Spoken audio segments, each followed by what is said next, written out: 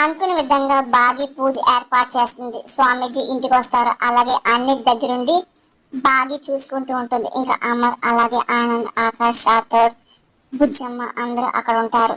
ఇదిగో నువ్వు అంజు సిరి నుండి వెళ్ళిపో అని చెప్పి మనోహరి అనగానే, ఇదిగో పూజ మొదలెట్టక ముందే బుజ్జమ్మ సెట్లని లాగేసుకుంటా అని ప్రచండ అనగానే, పట్టపగలు ఎలా చేస్తాను మనోహరి అడుగుతుంది. ఇంట్లోనే అంతం చేసి మరి వెళ్తా అని చెప్పేసి అంజు అన్న మాటలు మనోహరి యాదమ్మ భయపడుతూ ఉంటారు.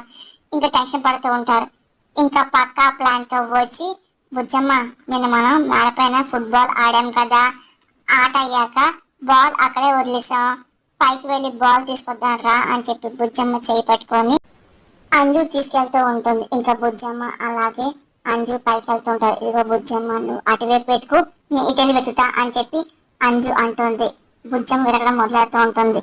ఇంకా చాలా పగతో ఇంకా అంజు అలాగే బుజ్జమ్మ చూస్తూ ఉంటది. ఇంకా అందరు పూజలో హడాడుగా ఉంటారు. ఇంకా బుజ్జమ్మ మేడపై నుండి పొంగొని చూస్తూ ఉంటుంది. ఇదే మంచి టైం అని చెప్పేసి ఒక్కసారిగా ఇంకా ప్రచండ చాలా కోపంగా చూస్తూ ఇంకా తోయడానికి సిద్ధమవుతూ ఉంటాడు. ఇంకా దగ్గరికి వెళ్ళిపోతూ ఉంటాడు.